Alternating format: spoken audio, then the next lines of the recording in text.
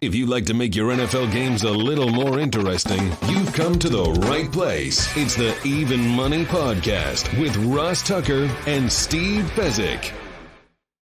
Yeah, Vegas, baby, Vegas. It is the Even Money Podcast. We're, of course, always presented by DraftKings. Love those guys. Love this show. Love how popular it is. Thank you for coming aboard what is, I think, universally a top 5 NFL betting podcast in the galaxy. Pretty humbling, really. I think most of you know this, but I'm Ross Tucker, former NFL offensive lineman, 5 teams, 7 years, classic journeyman back in the 2000s. Ever since then, just been doing a couple small businesses, media gigs, and a bunch of podcasts like the Ross Tucker Football Podcast, which is daily during the season. People love the Fantasy Feast podcast. Of course, we got the College Draft Podcast talking college football. Like we did, by the way, last week on this show, Brad Powers was excellent talking about college football betting and the success that he has. This week, we got another one of Fezzik's buddies. We've got the Hitman. Check out Steve on social at Fezzik Sports. He's the star of the show. And I don't know if they're friends or not, but Steve connected me with him, so they at least are acquaintances. The Hitman at Hitman428 on social media. Hitman, thanks so much for coming on the show. Really appreciate it. It's nice to be on. You know, I was listening to this show years ago when Steve really didn't even know who I was. And then one day, Steve and I met in Vegas. And Steve, I feel like then you said, I can make some money off this guy. And then years down the road, here we are doing podcasts together. Here we are. One thing that's great about the Hitman, we bet, we share bets sometimes, and this is a really good trait. Every now and then I have a stinker, I put a bet out there and it loses, and Tom never says a word. He's like, he might say it to his buddies. He's like, Fez, what is he doing betting the NHL? But he knows when we add it up at the end of the year, everything will be just fine. So I got to ask you that, Hitman, and I should have asked this of Brad a week ago. Are you a professional bettor, or do you have a quote unquote real job, or is this your full-time thing?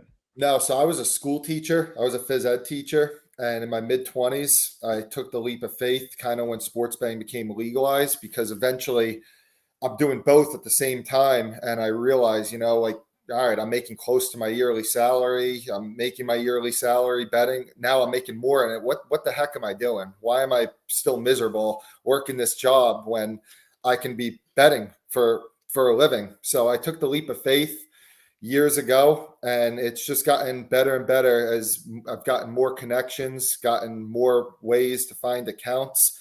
It's gotten better. So, right now at 31, it's going well, but hoping that it lasts for the long term. How many guys do you think are out there like you guys, Steve? Like that this is their sole source of income is betting? 100 is my number. Really? I'd go Although over. It's not really your sole source of income, right, Steve? You do other things, but the betting industry is your sole source. Right. And to be fair, the number's higher because it's probably more like 1,000, but like 900 guys are just guys that are like working for Tom. All right. And they couldn't do it themselves, but they're just part of the Hitman machine. Would you agree, Tom? Yeah. I mean, there's a lot of guys that, partnering up is huge, but it's hard as a partner sometimes to make enough to not work another job on top of that. And like you and I, we do the pick selling and everything, but I know for both of us, the betting usually tends to outweigh that. And the pick selling on top of that, which you could consider another job, that's just usually a little bit of extra money. And a difference Tom and I have versus the industry, and we all like to feel we put the best foot forward. But Ross, we really are like, if we give out a pick and we play Atlanta at Pick'em hosting Washington, and the line goes to 2.5 and 3, we're not going to keep selling that. We're going to tell clients, that ship has sailed. It was a great bet, but now we're not going to recommend it anymore. Whereas a lot of our peers in the industry, it's still their Battlestar Galactica, intergalactic game of the century, and they'll sell it all the way up to post. And that's a big difference between us. All right, so this might be a dumb question, but like if you're really good and you're really winning a lot, do you even want people to know who you are, number one? And number two, do you want to be selling picks? It's a good question. And, I get asked a lot, you're doing really well on the betting side. Why continue to sell picks? Well, from what I found personally, it hasn't really impacted my betting negatively.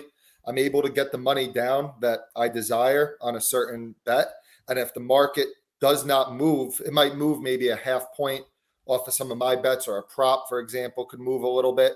But if the market is still playable for other people, I have no issues giving it out. And, I started out before I was full-time betting and I was still teaching. I started selling picks, and that's how I got found in the industry. Is I would do free write-ups on forums, and I got noticed, hey, this guy puts in some pretty good work, and people started to find an interest in my picks and purchase them. So I was doing that from the very start before I even got involved in the betting. And you know what, to be honest, also the extra money, it's not bad to get that if you still feel that you're giving value to people. So that's kind of the counterpoint that I give to some people that say, if you're so good, why just not stick with the betting? And also one other thing, and Fez, you know this greatly, the more successful you become in the betting space, the harder it is to get your money down. And it's something that you got to continue to deal with. You got to continue to go through a lot of different avenues to get the money down betting. And let's be honest, the longevity of it, you don't know how long it's going to last. So you're going to be able to get that type of money down that you got in the earlier stages of betting. Yeah. And the one exception to the rule is that there are places, no secret, that let me bet that wouldn't if I wasn't, an industry recognizable figure. So there are some places in Vegas where people are like, oh, they still let you play and they let you bet their limits. And a lot of it is because, oftentimes I love the casino. I love everything they're doing. Like I'm a huge fan of the Wynn Las Vegas. Wynn Encore is my favorite place to stay in Vegas, and their sports book is very, open to letting me play, and it's a good marriage, so to speak. Love it. My favorite marriage right now is me and Labatt Blue Lights. When I want to take things to the next level, like I am at the beach right now, I drink some Labatt Blue Lights with friends and live life to the power of we. Always enjoy responsibly beer. Labatt USA, Buffalo, New York. All right, so here's what I think is interesting, Hitman, before we get into some of your props and your process. So Steve is like a genius, right? Like Steve went to Northwestern and he didn't get in because of sports. Like he got in because of his academics. And he was an insurance actuary. And the math stuff he does in his head is whatever. Did you say earlier you were a phys ed teacher? Yep. I'm okay. So you can relate a little bit more to the listener, the common man, I think, than Steve does. So how did you do it? Like, how did you, are you just the smartest, no offense to phys ed teachers out there, but are you the smartest phys ed teacher of all time? Like, what happened? A lot of betting is a lot of common sense rules apply. One, networking is so important in life. And if you can network with I network with some modelers, I network with people that are a lot smarter than me, and they can help me with a lot of the stuff that's above what I'm able to do. So that's one thing that helps me. And two is grinding. Steve knows that if you can get 30, 40, 50 different sets of accounts and you're dealing with different odd sets, you're dealing with different markets, a lot of times you can find a lot of discrepancies in the markets that it doesn't take a rocket scientist to figure out, hey, bookmaker Circa has this line at 3.5 and this slow moving shop is putting it at 2.5. And then I would say last is just grinding for information. The preseason has typically been my best market by an absolute mile with the NFL. And the reason is because the preseason, it's grinding for information. It's finding out whose starting quarterback is playing, what team is going to not play anybody like the Rams, but what team is going to play their starters in a certain game. It's huge. So if you're able to follow the beat writers, grind for information, you're going to do well in that. And that's kind of what I consider my strengths is grinding and getting accounts, and also the networking aspect, which is so important, not just for betting, but in life. Networking is the most important thing, in my opinion. Hitman, when you say getting accounts, I want you to clarify for people that might not know what you mean. So there's obviously the legalized sports business, and they tend to not like winners, a lot of the shops. So a lot of times there will be people that maybe help you get some money down, take some of the profits. And that's totally legal. It's totally legal. Am I correct, Steve? It's illegal. And by the way, let me caveat this. Last time I checked, I do not have a law degree. So take anything I say with a grain of salt. But in Nevada, I can speak to, I am not allowed to pay someone to place bets for me. But as long as they're a partner and they can be a minority partner, everything's A-okay, such that if I want to have one guy place bets and he takes 12% of the action and I take 88% of the action, etc., that is absolutely perfectly legal. Yeah, and then there's also what we call pay per head business, which is essentially your local bookie. So people think of that as like the guy that owns the pizzeria that books with a website and everything. And that's still a big business in towards getting money down. So it's a lot of times finding people that can get accounts, sharing, going 50-50 partnerships, free roll partnerships, whatever is good for their risk, for how risk adverse they are, and getting accounts that way. So I'll say that once you get to the point that Steve and I get to, it becomes, I don't want to say easy, but it is a lot easier to win than it is to actually get the money down. And that's what you need, a lot of betting partnerships to be able to get the money down to continue to earn. So Ross and I have a mutual friend, Paul, comes on the show sometimes, and he was betting in Pennsylvania, and I was just sending him my plays, and he had a nice little, I would say, 12-month run where he did very well. And then it just became too difficult because all of a sudden he had $57 limits and $28 limits at lots of his books. And it kind of is genius in some ways. Books, they don't bar you, but they set your limits so low that it's no longer worth your time. All right, Hitman, let's get into some of the bets you have so far or your process for this season. I was seeing you on Twitter that you've already got props down. How many props are even out there right now? So I haven't sent out props to clients or anything. I'm mostly doing regular season props that I'm sending out. And the reason for that is a lot of these are one or two books. There's very low liquidity in the market on a lot of this stuff. But I could give you, I do bet a lot of season-long props, and I bet a ton of stuff that I'm not giving out for a service. It's just personal bets that I'm using to build my bankroll. So there's been a lot of, I know DraftKings has the passing props up on pretty much all the quarterbacks in the NFL right now. And for a lot of these season-long props, it's no secret that we do look to play unders in them. And two of them that I played is Russell Wilson, under 3,850.5 at DraftKings. And another one is Mac Jones, under 3,400.5 passing yards. Also, that line at DraftKings. And why did you like those numbers? Russell Wilson, if you listen to a lot of Sean Payton's press clippings and their offseason moves, it's been about building a stronger running game. And then you also have the fact that Jarrett Stidham got signed to not really a scrub contract for a backup, 2 years, $10 million. And Russell Wilson, let's be honest, he could be on thin ice if he struggles early in this season. And then we talk about with the season-long props, you like to play unders. Big reason for that is the injury risk that a lot of these players have. Yeah. Violent game, you know that, Ross. And Russ, he was durable as can be in the beginning of his career, but the last 2 years, he's lost a little bit of athleticism.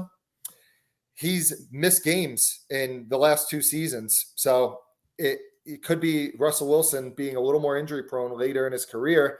Mac Jones, the Patriots, they haven't added a ton of game-breaking weapons. Figures to be a run-heavy offense that runs through Ramondre Stevenson. Another quarterback could see Bailey Zappi at some point if Mac Jones does struggle. And the tough schedule this year, 6 division games against what we'd say top 7, 8 defenses, and Buffalo, the Jets, and Miami with Vic Fangio now coordinating them. So those are 2 unders that appealed to me for the season-long props this year.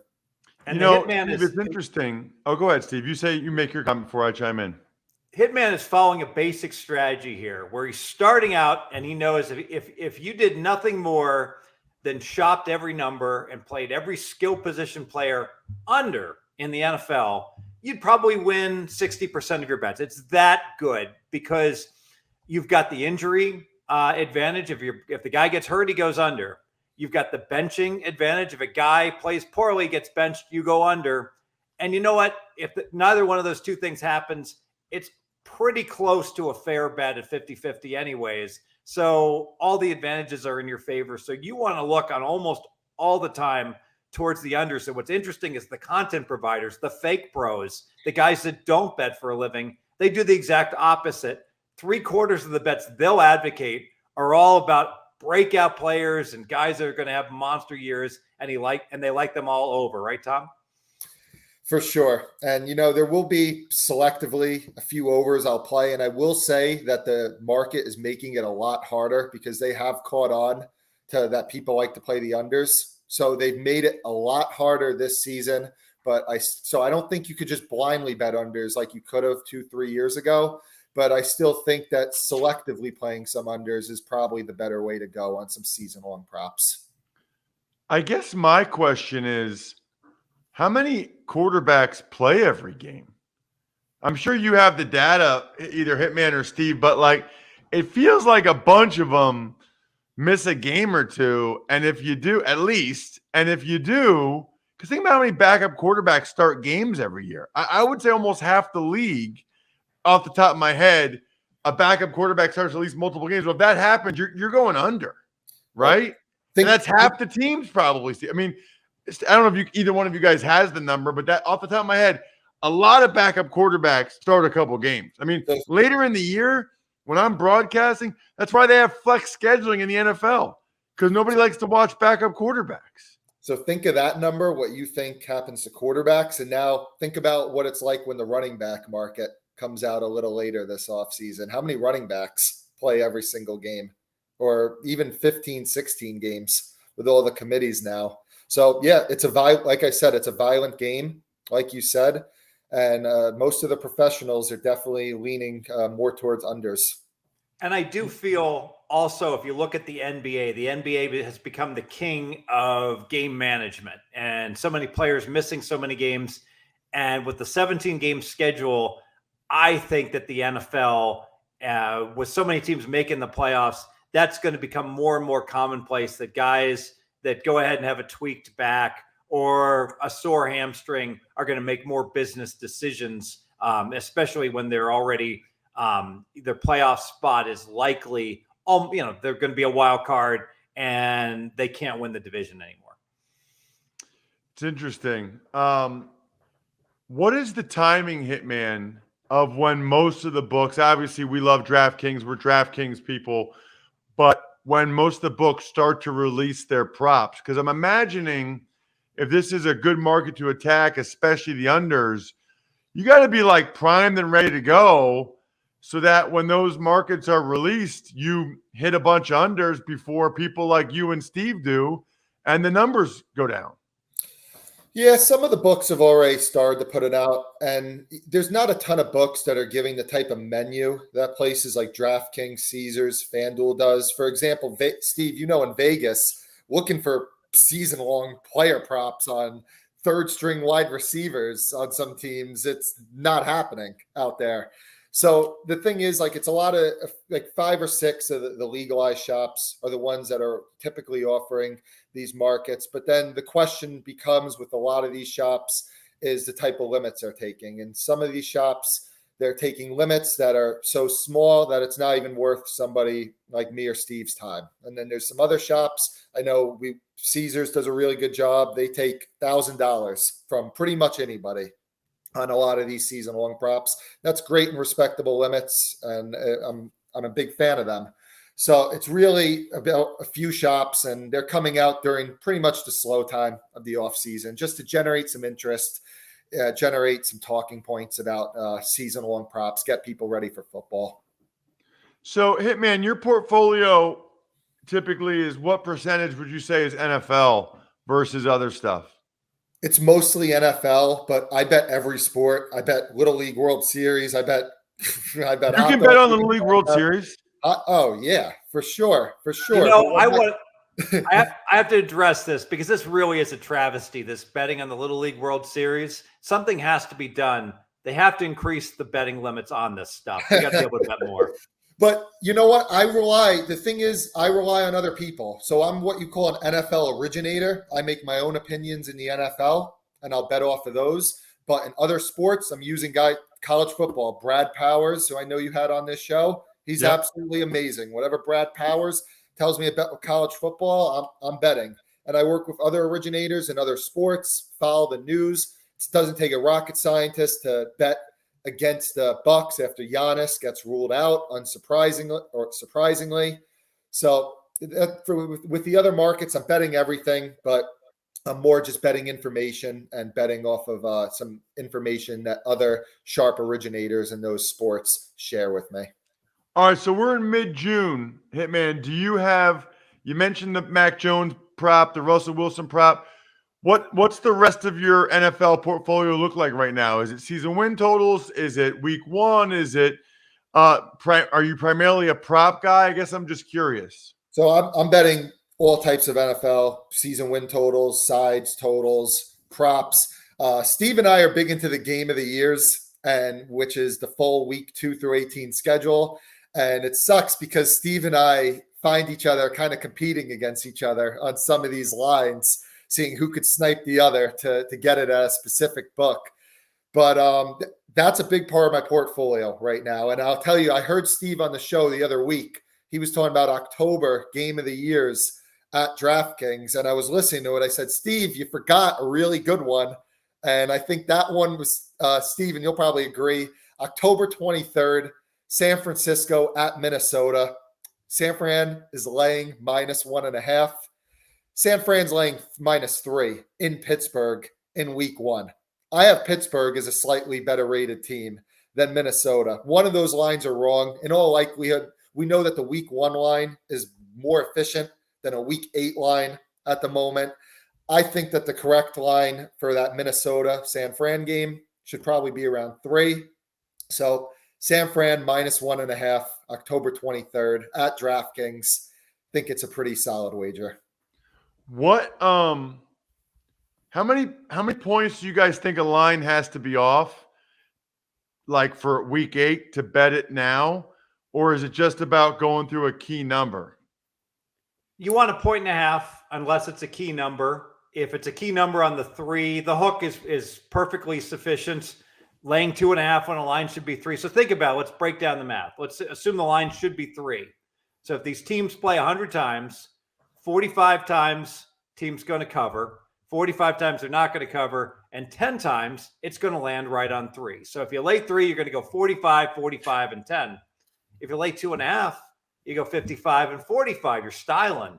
But if you take plus 3.5, same thing, 55 and 45, 55% is A-okay. So you can see just getting half the hook on a 3 puts you at 55%. Wow, that's awesome. Hey, man, I do pretty good for a guy that doesn't know all the numbers. I'll tell you what, between my football acumen and then learning from Steve over the years about I think I'm dangerous now. Well, you got the Ivy League education. You're not like me with that. Not far from an Ivy League education. Let's put it like that. A backstory. I got to tell you, Tommy's at pregame, and he does a great job there. With me and several other really good handicappers. And so he came out, and he was going to produce some content, and so he had a week in the office where he was just like, putting together spreadsheets and researching stuff. And, it's the sort of thing that is not his forte. And so it's almost like if you had Russell Wilson trying to run the accounting department, he probably wouldn't be a superstar. Doesn't mean he's not going to have a really good year. Probably bad example because he probably isn't going to have a really good year. But you see where I'm going. And I can actually see Russell Wilson as an accountant, which is really weird the way you just said that. Like, I can see that. I can also see everybody that's listening or watching us, youtube.com/Ross Tucker NFL, checking out the Hitman on social media at Hitman428. Steve, of course, at Fezzik Sports. I'm at Ross Tucker NFL. We are at Ross Tucker Pod. Hitman, thank you so much for coming on the show, man. Really appreciate it. This is exactly what I was looking for. Other than that, Good luck, everybody. Hope you guys win some money. Thanks for listening to the Even Money Podcast. Make sure to also subscribe to the Ross Tucker Football Podcast, The Fantasy Feast, Business of Sports, and The College Draft. All available at Apple Podcasts, rosstucker.com, or wherever podcasts can be found.